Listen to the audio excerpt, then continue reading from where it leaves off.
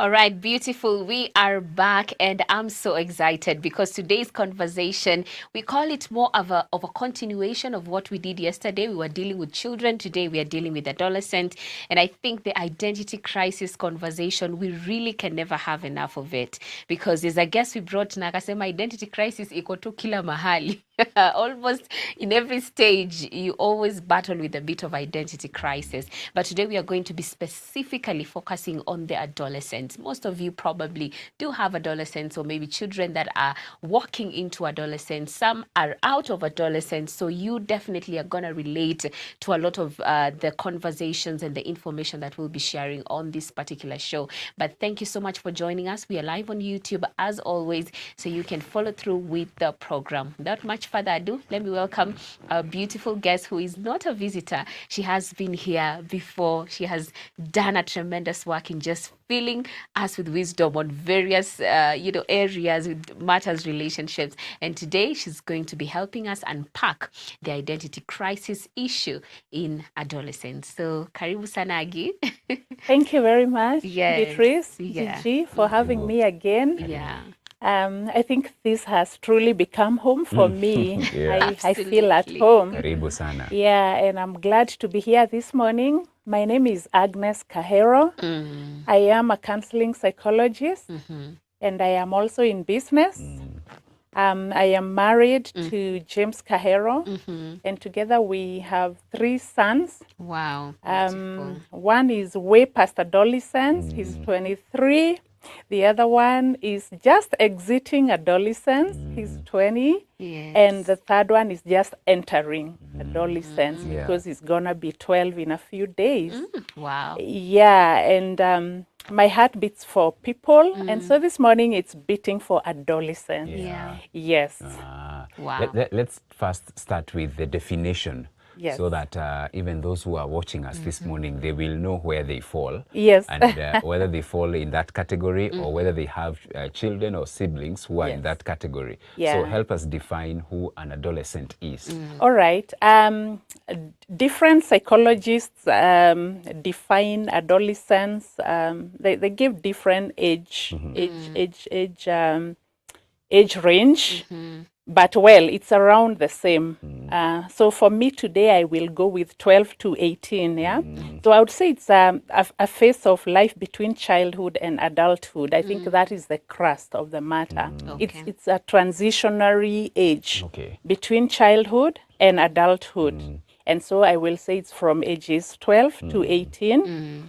And it is a unique stage of development and very critical for laying foundations of adulthood. Yeah. Wow. Yeah. So they are not children, neither are they adults. Adults. Yeah, and if you see them in your homes or in your circles, you will realize, especially on the onset, and even as they progress, it becomes very hard for them to fit in. Like you go for family functions and they will want to know who will be there Yeah. because they feel we are no longer children. So if you tell them so, and then they'll think, those are children.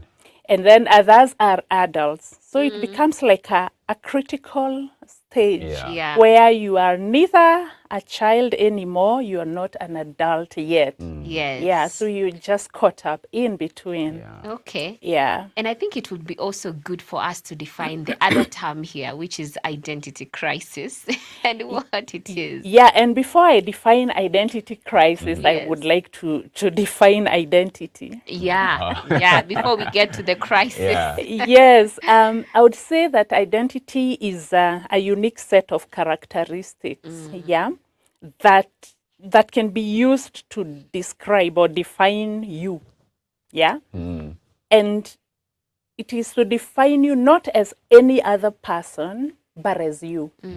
And these characteristics may include your thought processes, your belief system, your values, the composition of who you really are, not just the physical appearance, but what you really are made up of. Oh, okay. Yeah. And now when we get now to the crisis, identity crisis. Yes. Now when we get to the identity crisis, it is a period of uncertainty or confusion of a person's life. And during the crisis, you begin to question, who am I? Yeah. How do I believe this? What is my purpose? What is my value? You know, and it can be very, very unsettling to have these questions, because you know you will ask yourself questions as an adolescent, and probably you're not getting answers from within and even from without. And this sort of questions and the changes that are happening to you may be internal or even external. So it's an identity crisis entails a lot. A lot is going on. There is a lot of questioning, and there's a lot of trying to figure out. And sometimes you manage to figure out, sometimes you do not manage to figure out. I feel partly you have answered my question, but maybe you can add something onto this. What then makes adolescence difficult? There is a psychologist known as Erik Erikson, and Erik Erikson opines that a human being goes through 8 stages of development, and adolescence is the 5th stage. And he says that in this stage, an individual will face a conflict called identity versus role confusion. Identity versus role confusion. Yes. And they can negotiate this stage positively or negatively. And unfortunately, when they are caught up in the conflict and do not negotiate in the right manner, the confusion can carry on to the next stage or the next stages of life. Right. And so he says that in this stage of identity versus role confusion, the primary task is to, answer some questions of who am I? And there is a lot of experimentation. There may be defiance. It's a lot that happens here. And so the role of maybe the parent or the guardian or the person around the adolescent is there to help them navigate this stage successfully. And if they do not negotiate the stage well, if for example confusion overrides the identity, then you can see that this teen will carry a bit of a baggage, and they will translate it even in the next stage. And I'm very much curious to understand then, how will you know that this individual is having an identity crisis, or what are the telltale signs? The adolescent. Yes. Of course, there will be confusion of values and beliefs. You find someone, a child, there are things they have believed in, and there are beliefs that have been very dear before, but they start questioning or rebelling against them. And then there is a lot of experimentation. They start dressing differently, and they start choosing some activities over others, activities they never chose before. So at this stage, you probably will hear an adolescent want to go for a night event, and you see, as a parent, I'm still thinking, this is my child. So they will really try you even with the activities they will choose. You will want us to go to church, and probably today they feel like they want to sleep in. Their attitude might also change. And you're wondering, oh my, what happened to my child? Because the attitude looks different from what you are used to. And then they have mood swings. You find that you could sit and chat before, then suddenly they are in the bedroom. they don't feel like talking today, Yeah. but tomorrow they may be chatty, they may be happy. Yeah, so they have those mood fluctuations. And then they have social isolation sometimes because they feel they are not fitting in with their friends, and they are yearning for acceptance, maybe towards their friends or their groups of friends, and they are feeling they are not measuring up. So they feel instead of going with them, Yeah. I would rather just sit back. So they end up being socially isolated. And there are some who will experience academic struggles. A child was doing very well, and at some point they just start declining Yeah. because a lot is going on within them. Yeah, within their mind, within their body. They are even experiencing physical changes. Yeah.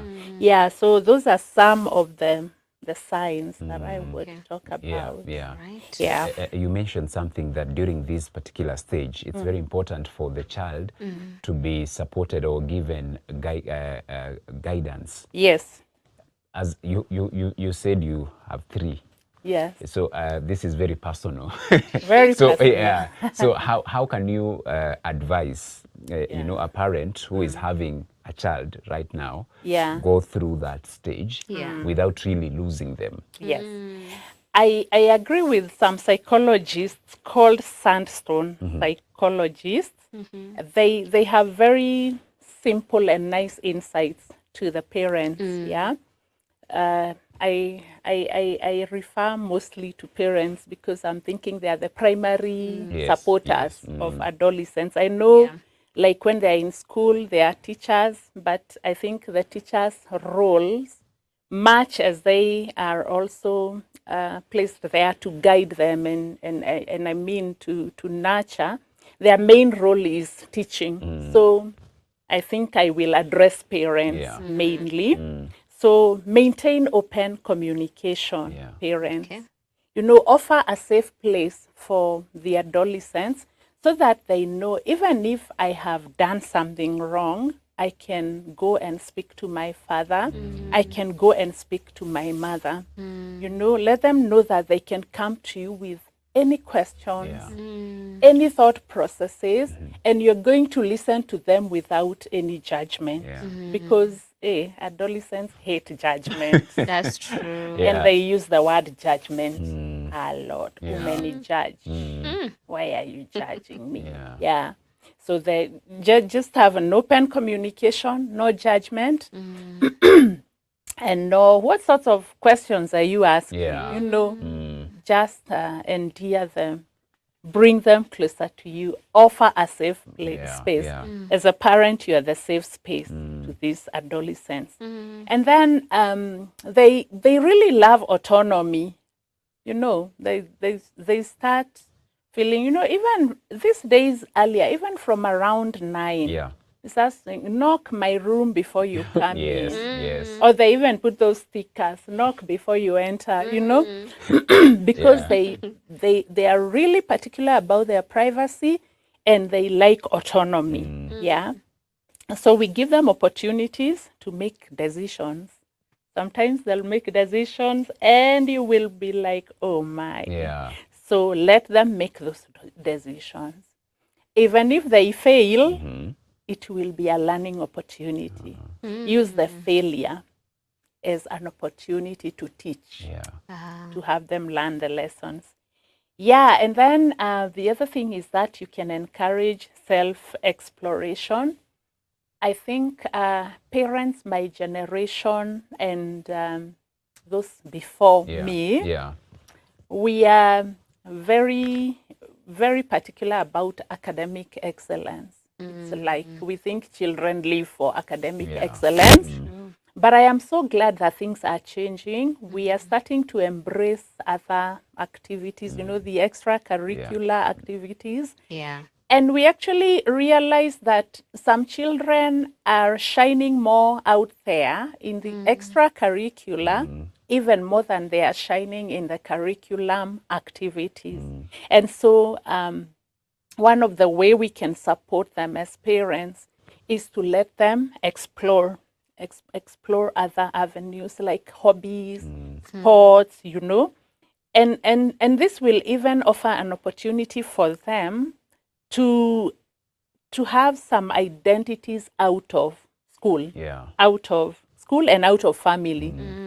These days, I hear even a friend will tell me, "Oh, my son is going to Spain for football." Or my daughter is going out of town for music festivals, And I really like that because it gives the child that opportunity to explore self and see what else can I do other than my books. What else can I relate with? And then the parent has no choice but to be a role model. Unfortunately, sometimes we are not the best role models to our children. But we need to demonstrate self-acceptance, demonstrate love, demonstrate self-resilience, all that, so that when a child looks at me, that and they don't like being called children. I'm sorry. When the adolescent looks at me, they will be able to see a role model. They will be in a position where they like what I do and how I handle certain matters, so that they can look up to me and they can actually emulate. And there's also the need to support and to support emotional well-being. Help them understand and manage emotions. Adolescence is a very emotional stage. And if emotions go out of hand, the parent will need to probably seek professional help so that the adolescent is helped to navigate their emotions, so that they end up as emotionally well adolescents. Encourage healthy peer relationships. We like to say nisi kuonena so and so, which I believe comes from a point of care and understanding, but then again, how you communicate it. So you encourage healthy peer relationships. It is okay to help the adolescents identify the right peer relations, so that they end up being in friendships that align with the family's values or the adolescents' values. You see, you've already taught values, the ones that will align with their values and interests. And so it is important to be very macho, kuangalia, so that we can see where they are forming their peer influences. And then we avoid comparisons, not with their siblings, not with their cousins, not with their classmates, not with anyone, because they are unique. And comparisons can really cause them to feel confused and inadequate. Because I cannot be like you, Beatrice. I cannot be a nice presenter like you. I cannot be like you, Gigi. So you can imagine for adolescents who are transitioning from childhood to adulthood, if we place on them the pressure of comparison. So those are the few insights that I would give to the parents. To look out for. And those are really deep. I mean, almost like I need a pen and a paper. But I'm also thinking of something else, of disciplining them, because this is a very fragile time. You want to make sure that you're treating them as adults, but at the same time they need to know who is the parent. That there are things that you as a parent know that they don't know. So what is the best parenting style when it comes to disciplining an adolescent child? I know discipline is usually very unique to every parent. our generation answered to thorough beat. I can't even call it spanking because Yeah. that was not spanking. No. Thorough Violence, beating. yeah. But if we was didn't brutality. die, Abuse. if we made it, Yeah. we are tough. Yeah. But I think for adolescents, the disciplining method I find very effective is we call it what, the reward, the reward withdrawal. Yeah. Enforcement and reinforcement. You know, for example, they love their phones. Yes. Yeah. So there can be, if this and this does not happen, please note that you will not have your phone for this time to this time. Yeah, you have done 1, 2, and 3, and I am not quite happy about it. So in return, you will not go for that event. Yeah. You know, there is a name I am looking for that kind of discipline, and it's not coming into my head. But yeah, that withdrawal, pleasure and reward withdrawal. Yeah, they really work well with that. Yeah. Okay. Let's look at now you're a parent, you have tried all these things, but then again, unfortunately, you find your son, your daughter has slipped into sort of a crisis, identity crisis. How can I, as a parent, be able to identify that my son, my daughter, is slowly slipping into that identity crisis? Yeah, George, like I said earlier, you know, you really have to be alert with the adolescents because you see, this is a very transitional stage when a lot is happening, and look out for any changes that cause you concern. Yeah. Engage a lot of dialogue with your adolescent, and if you realize that there is more than you can handle, that is when you will need to seek help. Yeah, you can seek help from a different party, and when need be, you can seek professional help for them. Because identity crisis is so real. And did I say that it's not, or it's Beatrice who said that it doesn't just happen in adolescence, it happens in every stage. So you can imagine carrying on the identity crisis in adolescence, and then I carry it on to the next stage. So I will be handling the one I have carried forward and the one that is present at that stage. So it is very important to be alert and apprehend it so that you help the adolescent to negotiate the confusion and the crisis in the right manner. And I'm also thinking of something that I was listening to, and it's actually about parents apologizing to the kids.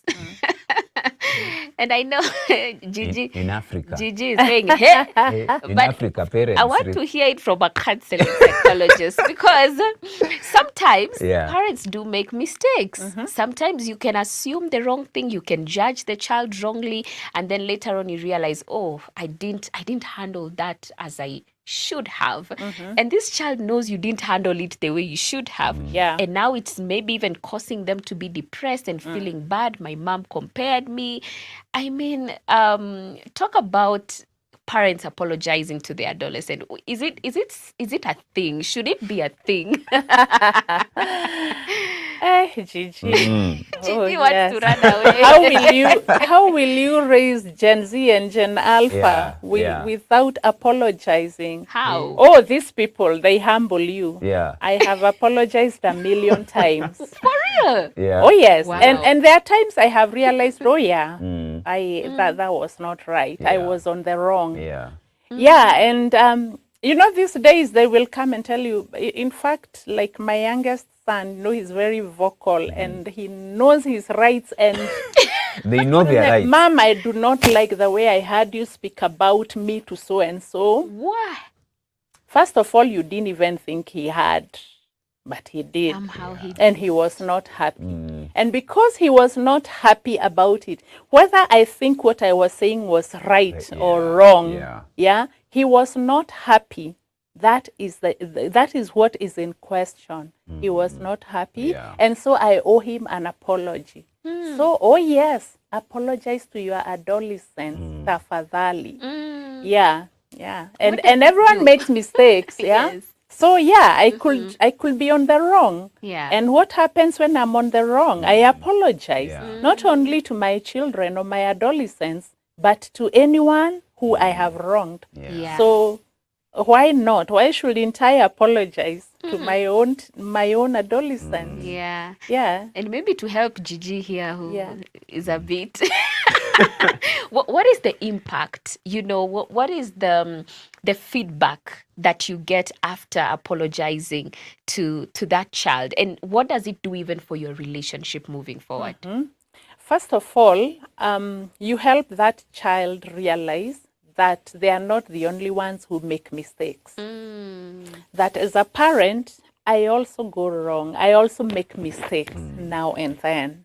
Yeah. And what happens when one makes mistakes?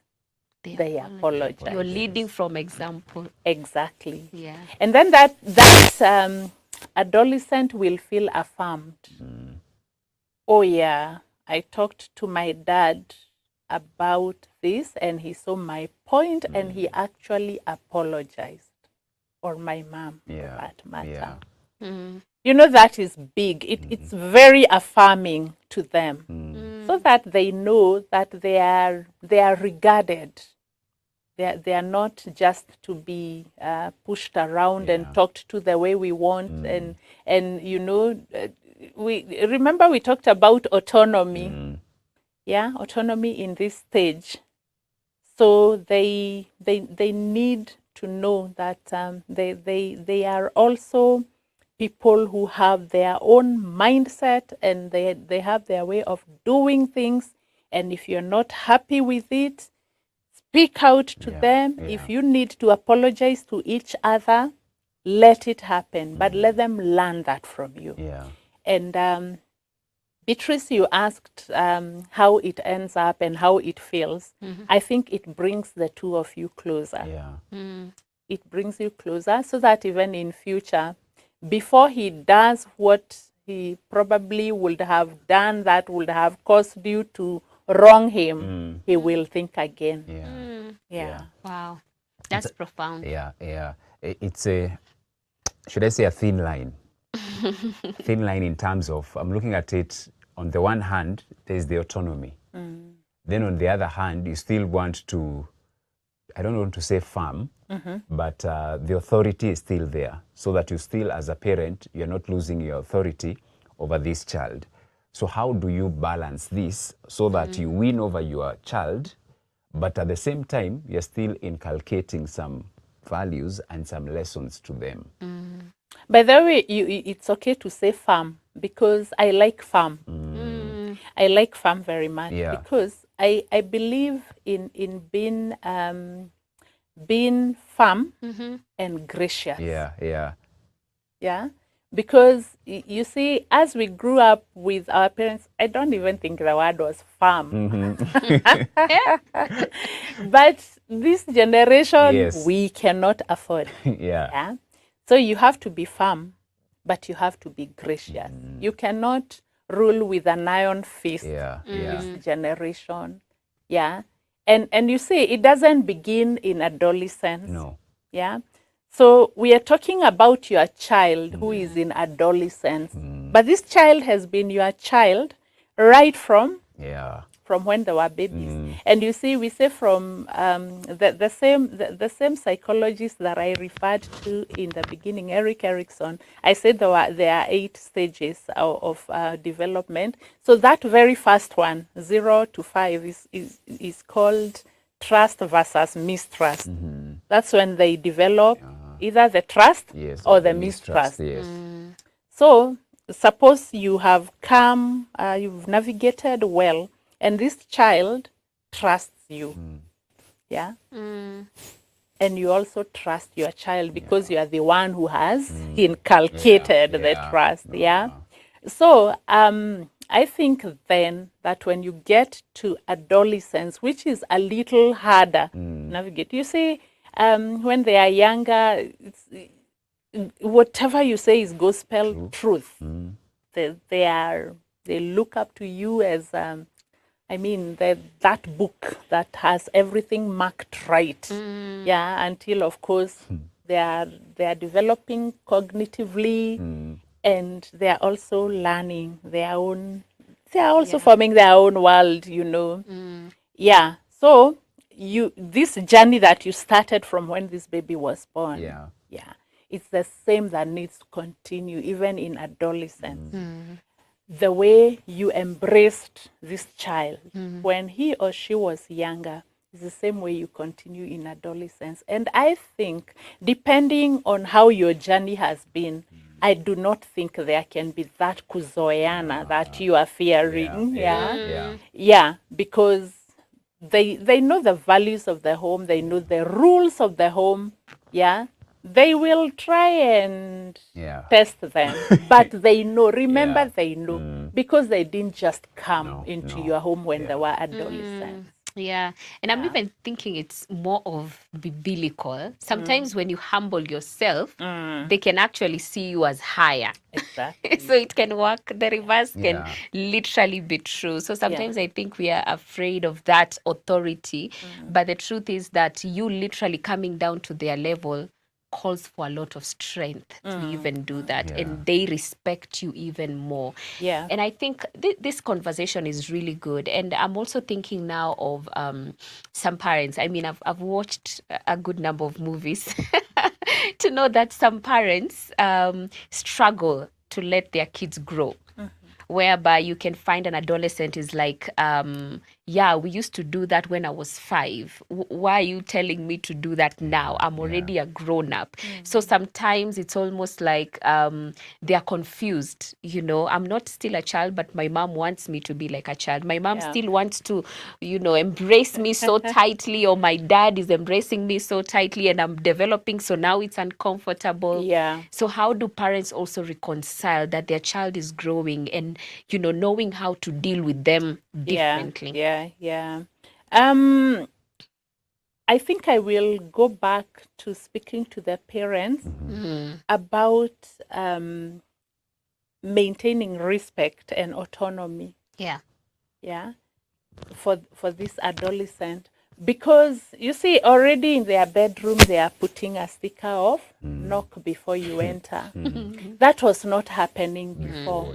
So there are some of these little signs that will tell you, hey, your child is grown now, no longer a child. And so I will just say that the parent needs to be alert and to move with time. So that you're not constantly in conflict with this adolescent. And you see, the good thing is that there are even physical changes.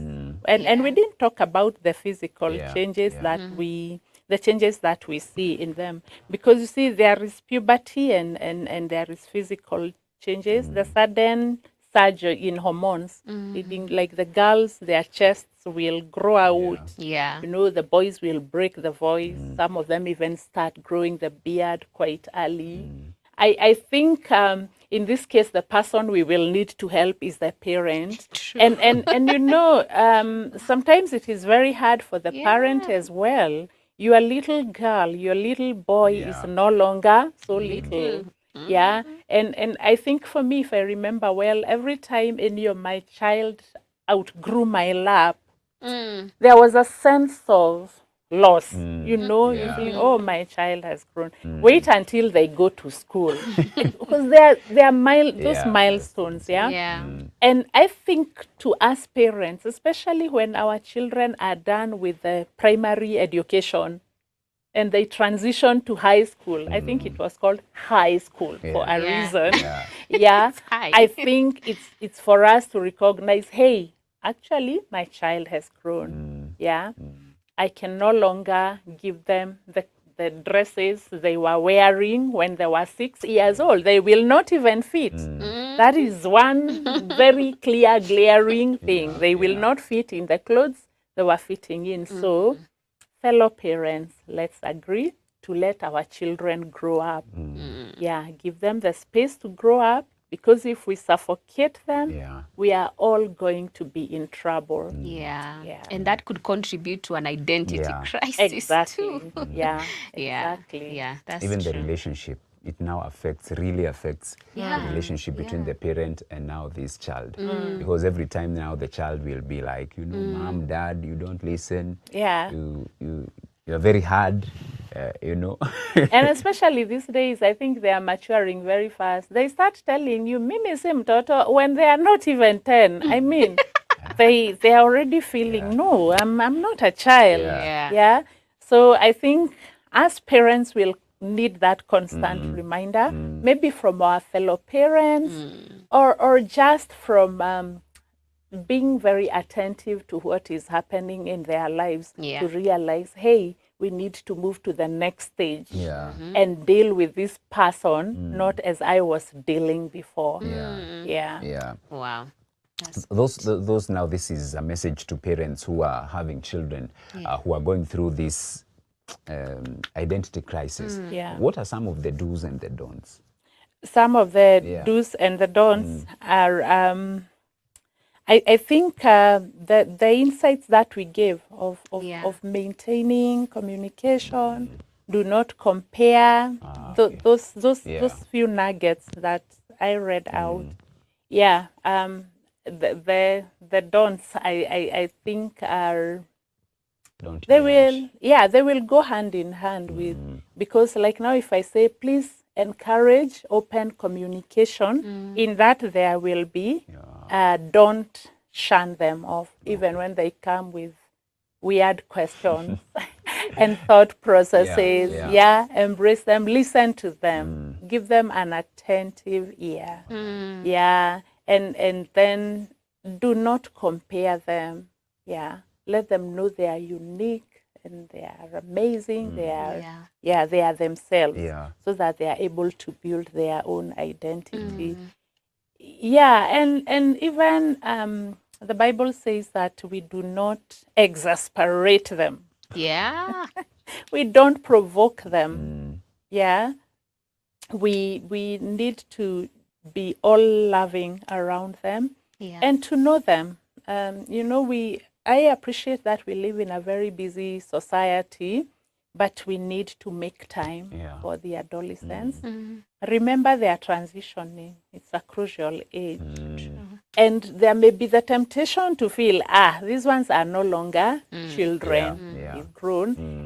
And so I can get very busy with life. But remember, they still need you a lot. Do not neglect them to figure life on their own. Be present.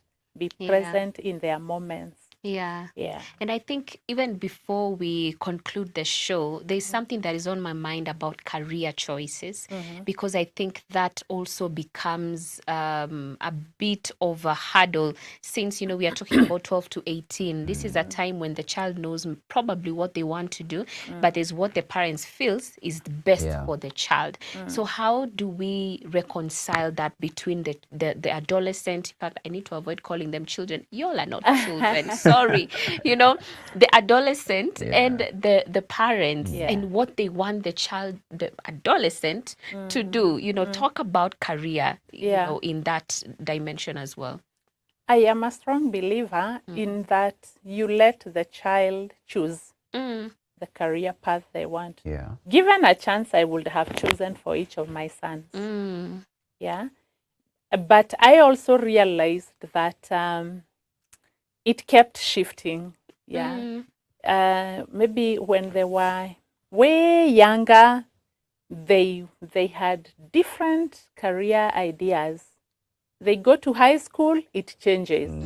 Actually, for both of them, I'll speak for the two that are already pursuing the career path. Actually, our first son recently graduated. And when he came to us, after fourth form is when he came and said he wanted to do law. Wow. And we had not thought that he would choose to do that. Yeah. But hey, that's what he wanted to do. Yeah. And so there are some tools that can help parents support their children in terms of career, because it may not be very, very safe for you to dictate. No, but you had an A, Yeah. you'll do medicine. Have you heard of those who go and do medicine and bring the degree to their parents and say, this is yours, let me go and pursue mine? Yeah. Journalism. They go and be journalists. Yeah. And for their parents, Yes. Oh, they after their doctors, they now go Wanaenda and kuwa Exactly. journalists. Exactly. It has happened. So yeah. you see, that child will have wasted your resources. True. Yeah, they would have wasted their years, their time. Yeah, and of course they will not be at a very good place because That's they have worked very hard. They will now go and begin something with people 4 or 5 years younger than them. So I will say to parents, please do not choose the career for your child. Yeah. If you think they are good in a certain way, discuss it with them. But if they do not want it, Yeah. for sure they may want to obey you, do it for you, and then they'll go back Yeah. Yeah. and do for themselves. And there are some tools that can be helpful. Like for each of our sons, we did something we call psychometric test. It is a test that checks an individual's best fit in the career world. And it will not just show that particular it will not just show one field. Yeah. It will show that this person is like this and this and this and this, and so this architecture, law, what have you, is suitable for him. Yeah. Yeah. And then you can begin from there. But let the child choose where they are best comfortable. Yeah. Yeah, where they are thriving. Because you don't want them to read for you and then later on to read for themselves. Yeah. That's You true. save Yeah. resources, you save on time as well. Exactly. And their mental And health. the Yes. and the child, you save the child. Yeah. Yeah, so psychometric test is key, even for us as adults. When we feel like we want to have a certain inclination, it's a tool we usually recommend. Yeah. All right. Time is far much spent, and so we are just about to close our conversation this morning. But before then, we will always give you a chance to give us, your parting shot, your closing remarks on today's conversation. Okay, my parting remarks are quite a number today. First of all, let me speak to the parents. Yes. Let your adolescents know that you got them. Even when they have gone too far, let them know your hands are always open for them. Yeah. And to the adolescents who may be watching, please know that you are loved, you are amazing, and you're not alone. Beatrice, Gigi, and I were once adolescents. Yes. And here we are. We made it. Yeah. So you will make it. Yes. And then just know that you are in charge of your identity. My friend Kevin Tindy has written a very informative book on identity. It's called The Identity Project. Yes. And my favorite quote in that book is, if you know who you are, you will know who you are not. So if you're listening to me and you are an adolescent, you can look out for that book and please know who you are so that you know who you are not.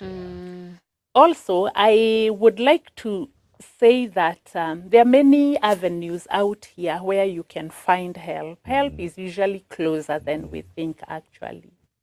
And so it's important for you to seek help. Yeah. And I am one of those people that can be available for you if you need help.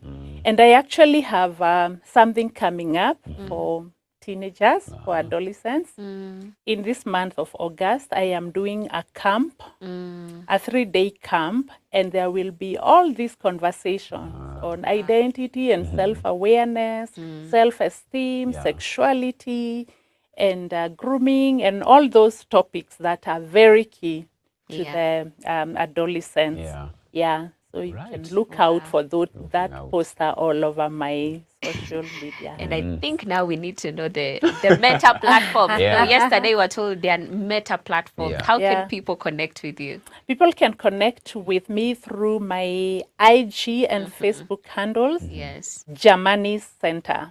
Jamani Center. Yes, Okay. Jamani Center. And they can also reach me on my number. I can share out my number. Yes. Comfortable, go ahead. 0722 266 406. 0722 266 406. Okay. And I will pick your call. If you text me, I will respond. If I can't help you, I will refer you because I am well connected with helpers Yeah. for you. Yes. Yes. Right. Beautiful. Aggie, thank you so very much for your time this Asante. morning, for your wisdom as well on this very particular topic. You are the right person also, having had 3 Yeah. adolescents as well. And boys yeah, too. and boys for that matter. Yeah, so Yeah. thank you so very much as well. James was actually texting me when you said about apologizing to the boys. He also said you also apologized to him. So that's James Kahero for you. You see, my house has boys. Boys. I'm the only girl. Yeah. Oh, you might Yeah, be but they don't pampered. oppress me. They, Yeah. they pamper pamper me. you. So I'm quick to Yeah. apologize Yes. to all of them. Awesome, awesome. Regards to him and the 3 boys as well. Yes. Thank you so yes. much for coming Thank through. you. Thank you Thank for you. having me. I have Karibu had sana. fun. Yeah, awesome. Yeah. Hoping also you had an awesome time as we were learning a thing or two. You are now better equipped to handle your adolescents in your family, in your society, in your church as well, in your larger extended family. Thank you so very much. Anything and rather anyone who you feel should listen to this conversation, make sure you share the link with them so that they can also be able to learn something from today's conversation. Thank you so very much from us. It's wishing you a blessed and a fruitful day ahead. It's nane as the protests continue. Be safe. Take care of yourself as well. Yeah. Remember also to take care of the country because we don't have a substitute. We don't have an Yes. alternative. It's the only nation that we have.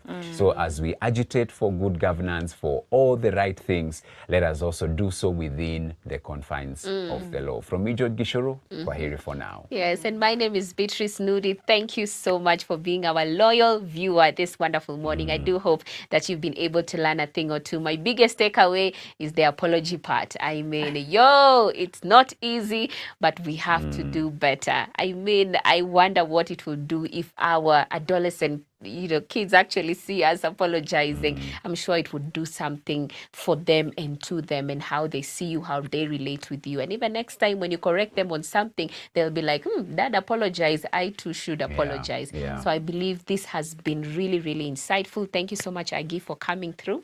And we hope to see you once again tomorrow on Beyond the Melody. Mkuwe na siku njema. And as Gigi has mentioned, please be safe and keep your family safe as well. From me, Beatrice Nudi, tutaonana kesho.